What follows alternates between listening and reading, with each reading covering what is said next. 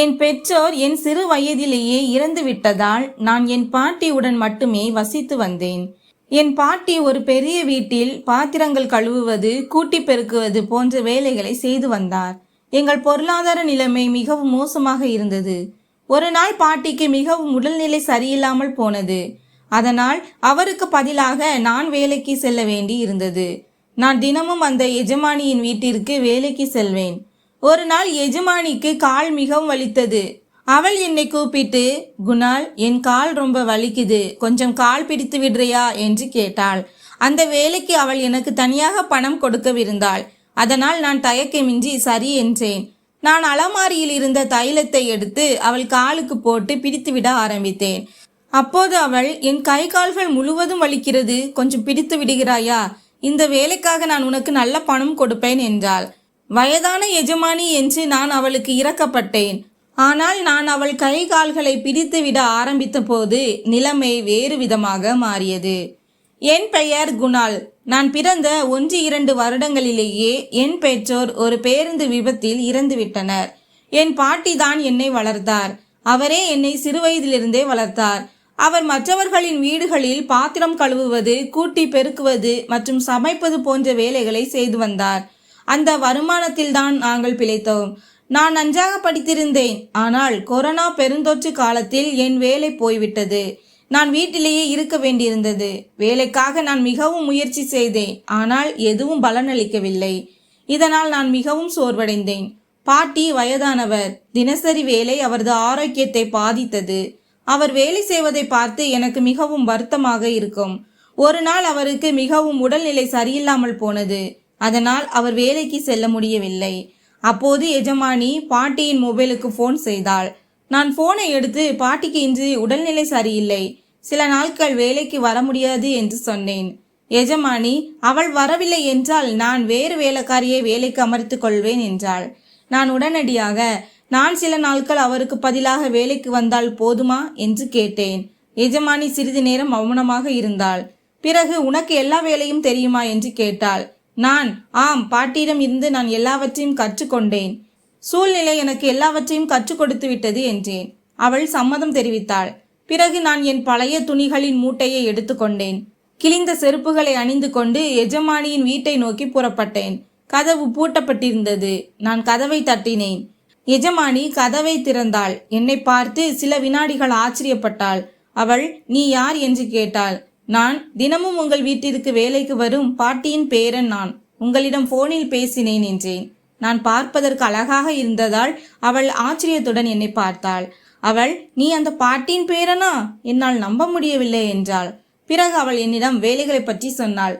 பாத்திரம் கழுவுதல், கூட்டி பெருக்குதல், சமையல் செய்தல் மற்றும் மற்ற வீட்டு வேலைகள். இது அனைத்தும் எனக்கு தெரியும். அதனால் நான் சம்மதித்தேன். நான் தினமும் அங்கே பாத்திரம் கழுவுவேன், சமையல் செய்வேன் மற்றும் மற்ற வேலைகளை செய்வேன். ஆரம்பத்தில் கொஞ்சம் கஷ்டமாக இருந்தது. ஆனால் மெதுவாக எல்லாம் எளிதாக மாறியது. நான் காலை முதல் மாலை வரை வேலை செய்வேன். நான் சமையல் செய்து அவர்களுக்கு மேஜையில் பரிமாறும் போது என் கையால் சமைத்த உணவு அவர்களுக்கு மிகவும் பிடித்திருக்கிறது என்று சொல்வார்கள். சிறு வயதிலிருந்தே பாட்டி எனக்கு கற்றுக் கொடுப்பார். என் மேல் உனக்கு என்ன நம்பிக்கை? நீ எல்லா வேலைகளையும் கற்றுக்கொள்.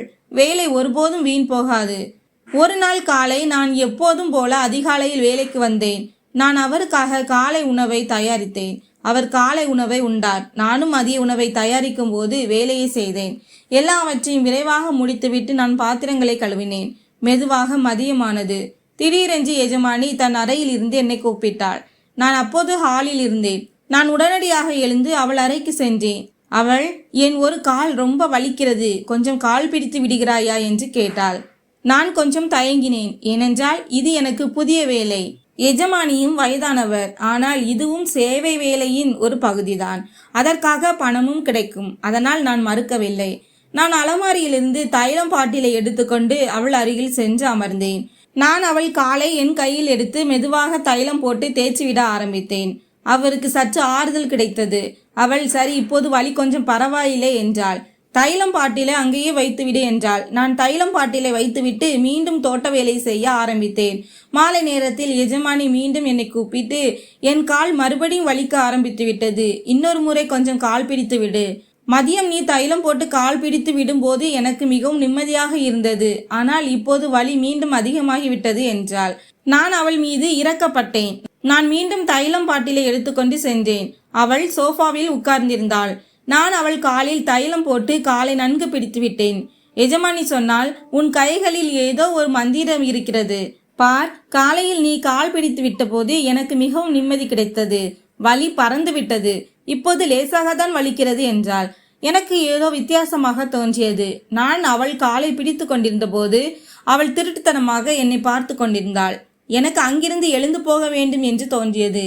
சிறிது நேரம் கழித்து நான் போதும் மேடம் என்றேன். அவள் சரி என்றாள். நான் காலை பிடித்து விடுவதை நிறுத்திவிட்டு வீட்டிற்கு திரும்பினேன். வீட்டிற்கு வந்ததும் பாட்டியிடம் எல்லாவற்றையும் சொன்னேன். பாட்டி, எஜமானி மிகவும் நல்லவர், புத்திசாலி பெண். ஆனால் அவள் பார்வை சரியில்லை என்றேன். பாட்டி சொன்னார், மகனே, நீ தேவையில்லாமல் மனதில் எதையும் நினைக்காதே. அவர் வயதானவர். ஒருவேளை அவருக்கு உண்மையில் வலி இருக்கலாம். அவருக்கு சேவை செய்து கொண்டிரு. கடவுளின் ஆசீர்வாதம் கிடைக்கும் என்றார். அடுத்த நாள் நான் வழக்கம் போல் வேலைக்கு சென்றேன். நான் எஜமானிக்கு காலை உணவை கொடுத்தேன். வீட்டை சுத்தம் செய்தேன். கூட்டி பெருக்கினேன். சிறிது நேரம் கழித்து எஜமானி தன் வீட்டிற்குள் என்னை கூப்பிட்டாள். நான் சென்றபோது அவள் புன்னகையுடன், நேற்று நீ என் காலை பிடித்து விட்டது எனக்கு மிகவும் நன்றாக இருந்தது. என் கால் வலி பறந்து விட்டது. இன்று நீ 2 கால்களுக்கும் அதே போல் தைலம் போட்டு பிடித்து விடுகிறாயா என்று கேட்டாள். என் மனதில், அவருக்கு இவ்வளவு வலி இருந்தால் ஏன் டாக்டரிடம் போகவில்லை? ஏன் என்னையே திரும்ப திரும்ப கூப்பிடுகிறார் என்ற எண்ணம் வந்தது. ஆனால் வீட்டின் நிலைமை மோசமாக இருந்தது. பணம் தேவைப்பட்டது. அதனால் நான் அமைதியாக அவருக்கு கால்களுக்கு தைலம் போட்டு பிடித்து விட ஆரம்பித்தேன். கால்களை நான் பிடித்துவிட்டு முடிந்தபோது அவள் மிகவும் மகிழ்ச்சி அடைந்தாள். அவள் பையில் இருந்து சில பணத்தை எடுத்து என் பக்கம் நீட்டினாள். ஆனால் நான் அதை வாங்க மறுத்துவிட்டேன். நான் உங்களுக்கு இங்கே வேலை செய்கிறேன். உங்களுக்கு சேவை செய்வது என் கடமை என்றேன். அவள் லேசாக புன்னகைத்தாள். என் கண்களை பார்த்தவாறு மெதுவாக என் கையில் பணத்தை வைத்துக்கொள், இது உனக்கு உரியது என்றாள். அவள் பணத்தை என் கையில் வைத்து விட்டாள். நான் இந்த விஷயத்தையும் சென்று பாட்டியிடம் சொன்னேன். பிறகு 2-3 நாட்களுக்கு எஜமானி என்னை கைகால்களை பிடிக்க சொல்லவில்லை. நான் இதை பாட்டியிடம் சொன்னேன். பாட்டி சொன்னார், ஒருவேளை இப்போது அவள் வலி சரியாகி இருக்கும், அதனால் கூப்பிடவில்லை என்றார்.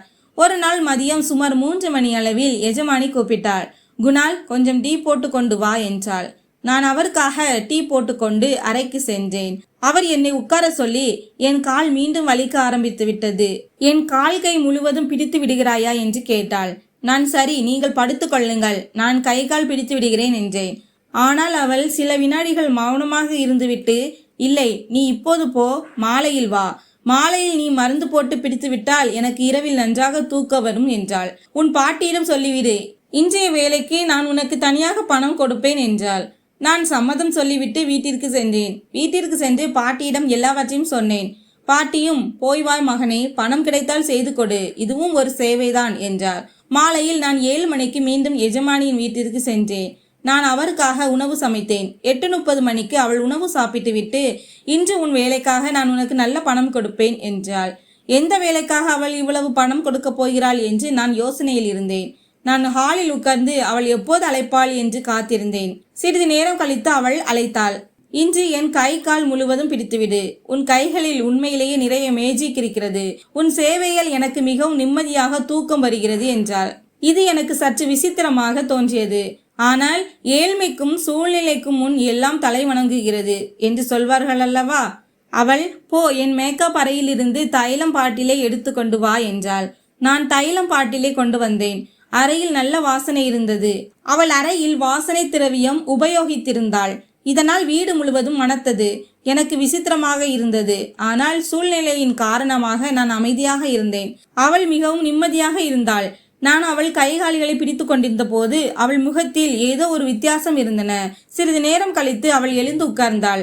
பிறகு நான் அவள் கைகளை பிடித்து விட ஆரம்பித்தேன். அவள் என்னை பார்த்து கொண்டிருந்தாள். நான் வேண்டுமென்றே அவளை பார்க்கவில்லை. நான் வேலையை முடித்துவிட்டு, சரி மேடம், நான் போகிறேன் என்றேன். அவள் சரி என்றாள். நான் ஹாலில் சென்று ஓய்வெடுக்க ஆரம்பித்தேன். சிறிது நேரத்திற்கு பிறகு எஜமானி என் அருகில் வந்து என்னை பார்த்து புன்னகைத்து என் அருகில் உட்கார்ந்தார். அவள் என் கைகளை பிடித்து, நீ மிகவும் நல்லவன் என்று சொல்லி, மேலும் உன் கைகளில் உண்மையான சேவையின் உணர்வு இருக்கிறது என்றாள். அவள் பேச்சில் ஒரு சொந்தம் இருந்தது.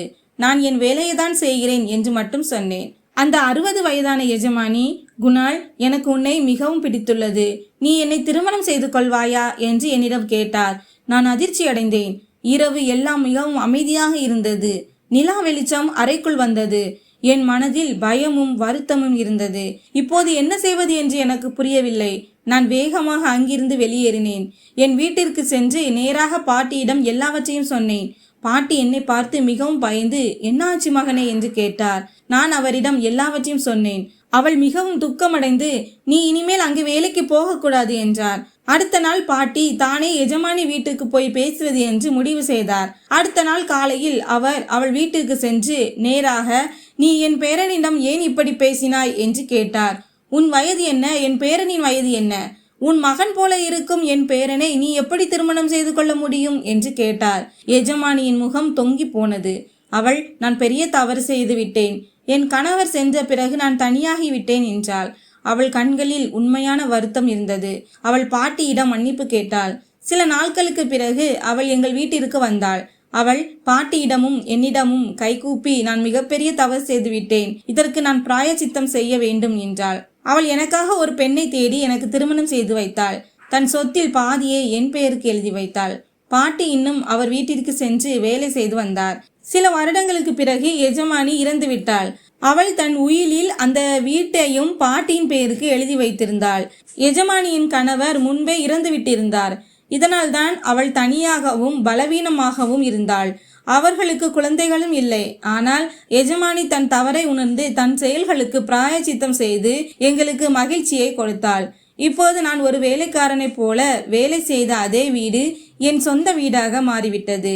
நானும் என் மனைவியும் இப்போது அங்கே மகிழ்ச்சியாக வாழ்ந்து வருகிறோம். நண்பர்களே, இந்த கதை நமக்கு என்ன கற்றுக் கொடுக்கிறது என்றால், வாழ்க்கையில் எவ்வளவு கடினமான சூழ்நிலைகள் வந்தாலும் மனிதன் தன் பண்பு, நேர்மை மற்றும் சுயமரியாதையை ஒருபோதும் கைவிடக்கூடாது. தவறுகள் அனைவரும் செய்வார்கள். ஆனால் தன் தவறை ஏற்றுக்கொண்டு சரியான நடவடிக்கை எடுப்பதே உண்மையான மனிதநேயம். இந்த கதை உங்களுக்கு பிடித்திருந்தால் வீடியோவை லைக் மற்றும் சேனலை சப்ஸ்கிரைப் செய்யுங்கள். நன்றி.